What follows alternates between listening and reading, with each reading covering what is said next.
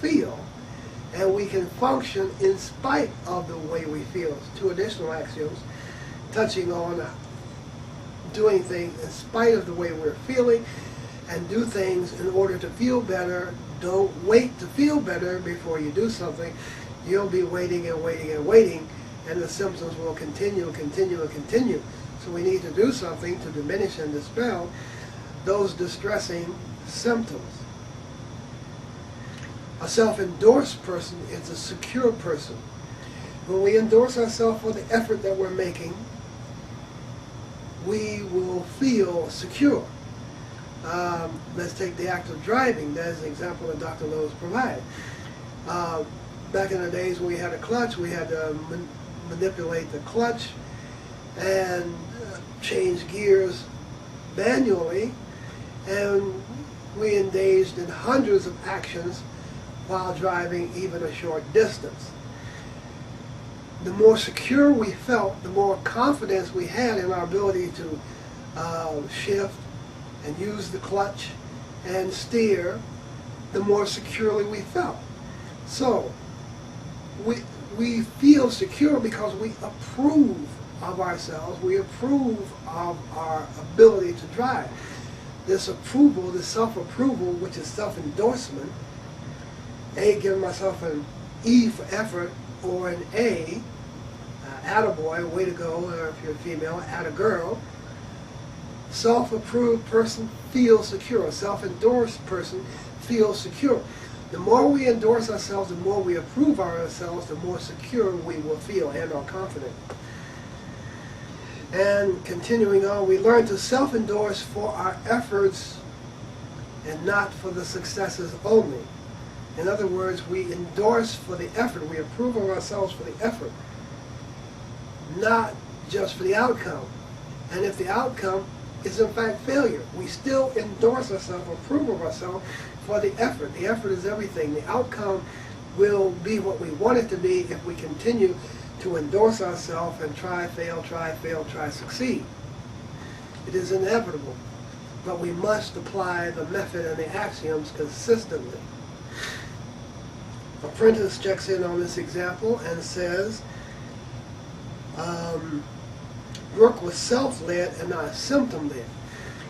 One of our axioms is we want to allow our intellect to guide us rather than having our emotions drive us, because when our imagination is on fire, when we are suffering temper, which has two visions, fear and or anger.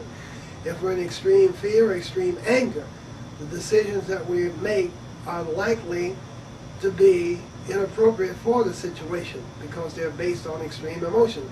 This is why people get angry and strike people or say things that they didn't mean to say. This is why fearful people also either they don't respond or they say something they didn't mean to say. Some fearful people will even strike out to mask their fear or to try to prove to other people that they're not afraid. Unfortunately, many murders have occurred doing extreme fear or extreme anger. A person striking out in extreme fear to prove that they're not afraid, or because they felt disrespected.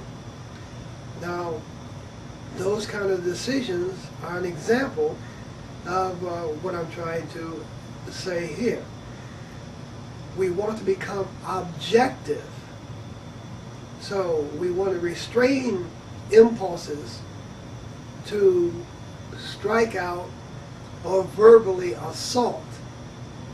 We want to become objective, use the logical portion of our brain by asking, for example, what axioms can I use? What is the meaning of this situation?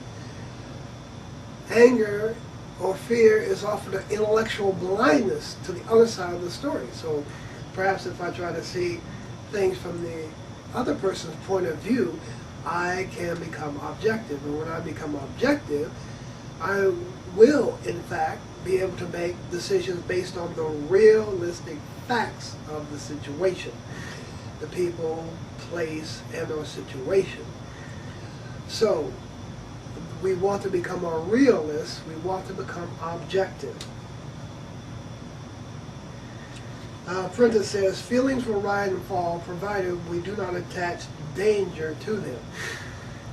Feelings will rise and fall in and of themselves. And you might think about your daily routine, and one moment you're thinking of something and you're thinking about something you did before you came to work and you're proud of yourself. You're thinking about something you did last week and it makes you happy. You have another thought. So the feelings rise and fall.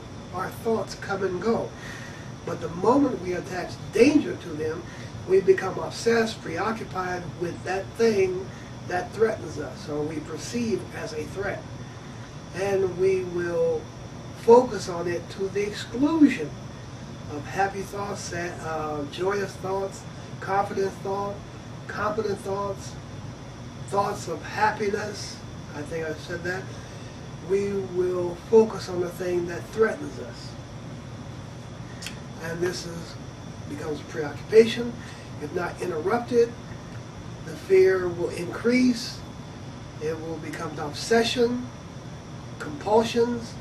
Many other fears and phobias can come to bear unless we interrupt this vicious cycle. Says Brooke was treating her mental health as a business and not a game.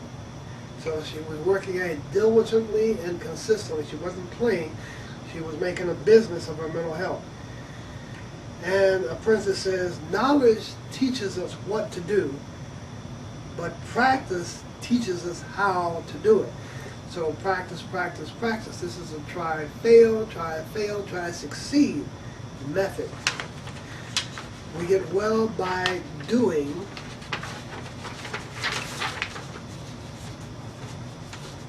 deciding, planning, and acting according to the realistic facts of the situation, and then carrying out those plans via our muscles, muscles of walking, doing, verbally is a muscular act. The larynx, the tongue, and are involved. And this is muscular control. Pt.02 checks in on this example. Brooke is practicing the Recovery International method with ruthless determination, and this is what we call, this is a positive comment, ruthless determination. This is not sinister or evil. Ruthless just means determined, you know, without failing, letting nothing interrupt. The ruthless determination. Brooke's choice of spots shows that although knowledge teaches you what to do, it is practice that teaches us how to do it. Practice is what Brooke has been doing. Patience, perseverance, and practice. Typically when we're suffering with stress, we'll try something once or twice, and if we don't get immediate results, we'll say, this doesn't work. Then we go into doom and gloom. Oh, nothing ever works for me, no matter what I do. And this escalates. We continue to beat ourselves up. Our internal dialogue is all self-accusation, self-blame, self-humiliation, and we're feeding this. And if you look at that, why wouldn't I feel hopeless, helpless, distressed if I'm accusing myself and blaming myself and telling myself that I'm not even up to par, nothing I do ever works, I'm hopeless, I'm helpless. It's interesting that we've been doing this for years. We don't realize, because we've become accustomed to it and have a certain familiarity, we will be lost without it. And this is why Dr. Lowe says nervous and stress-related patients' favorite pastime is self-torture. And we've been, as I said, we've been practicing it and doing it so long, it's familiar. We don't realize the impact